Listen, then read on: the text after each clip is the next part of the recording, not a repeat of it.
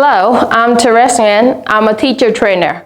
It's my pleasure to contribute to the series of teacher training for the textbook Tiếng Anh 1 I Learn Smart Start. Our theme today is structure and sentence building for young learners.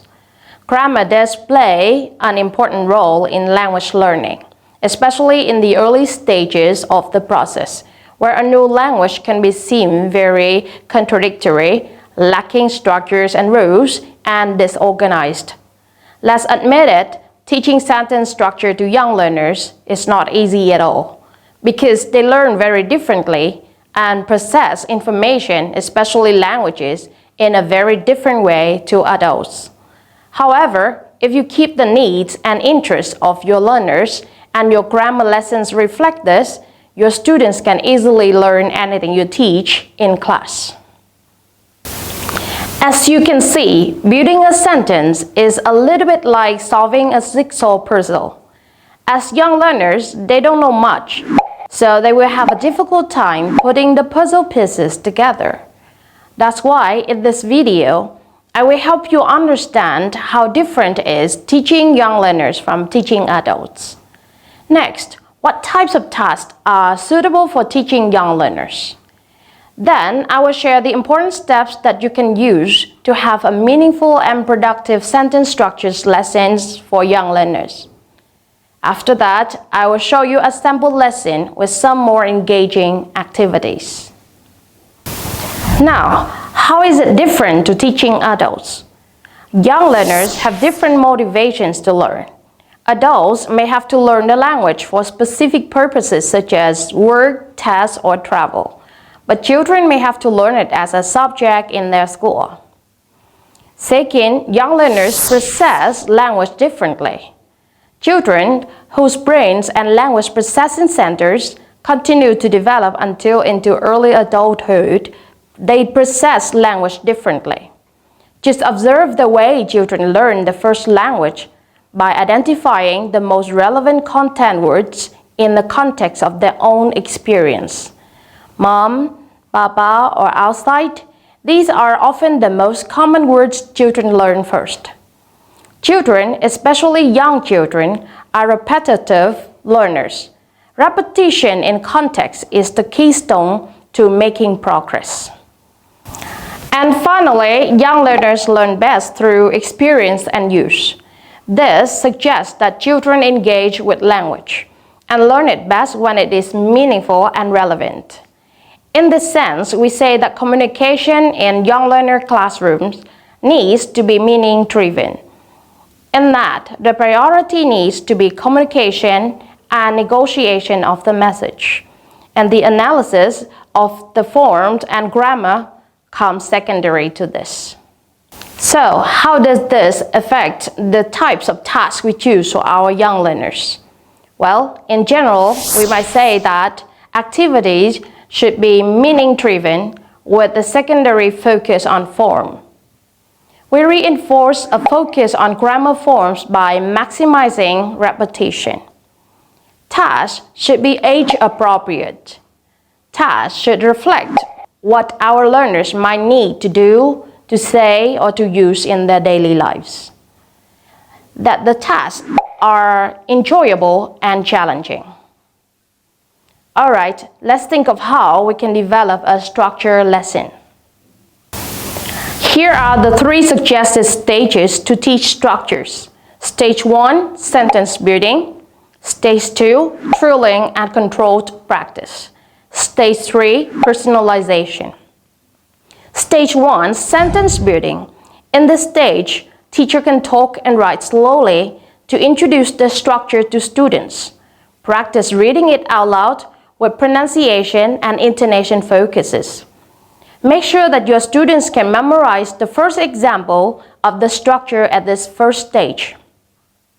2. Drilling and control practice. In this stage, teacher makes students understand the structures with some gradual substitutions of some parts of the structure. When they can understand the structure, put them into more drilling practice with various activities, songs, chants, games, challenges to encourage their productions. Stage 3, personalization.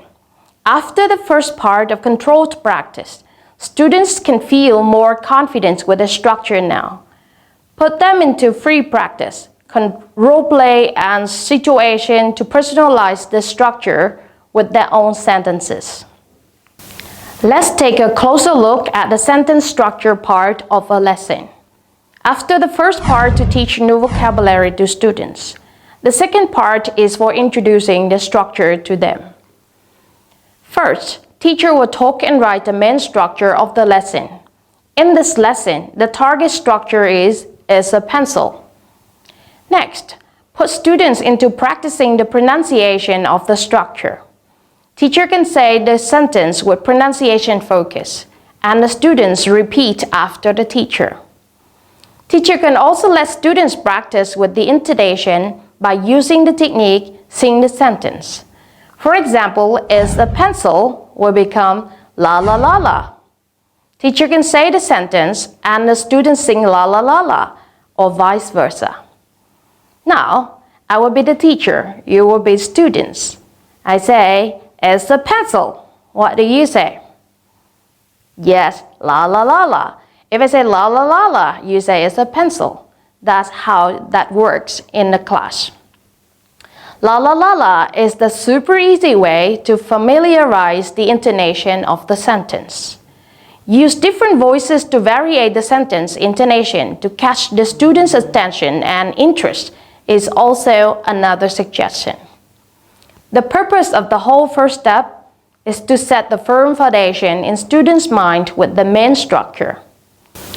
Then substitute a part of the structure with many other substitutions.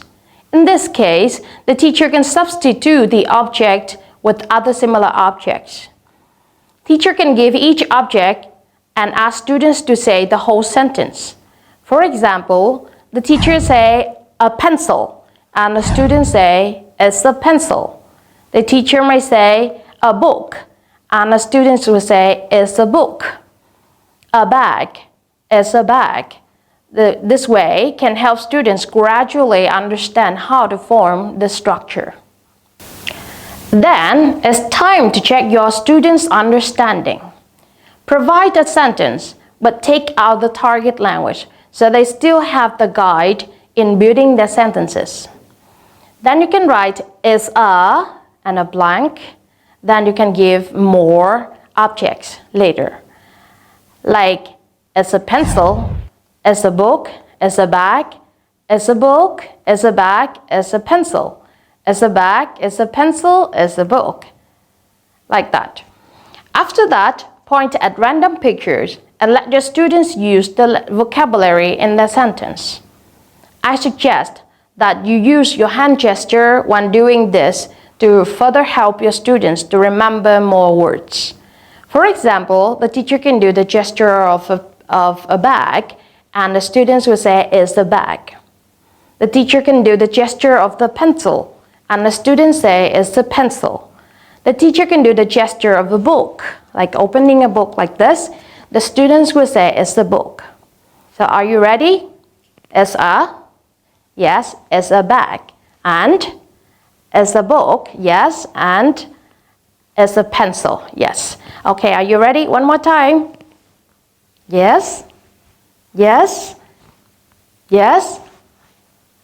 Yes, okay. So actually I just did the gesture of eating an apple. So the students is supposed to say it's an apple. In order to maximize repetition, the teacher can give more vocabulary in previous lessons for students to practice. But please don't give them new words. I'm sure that any young learners will be more interested in learning from a teacher that makes funny gesture when teaching them.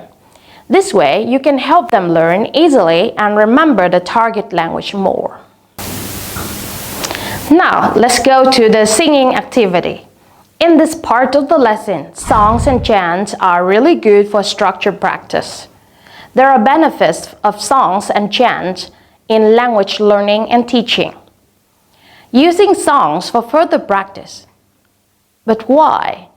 Practically, music and singing provide a great emotional and social learning process for the children.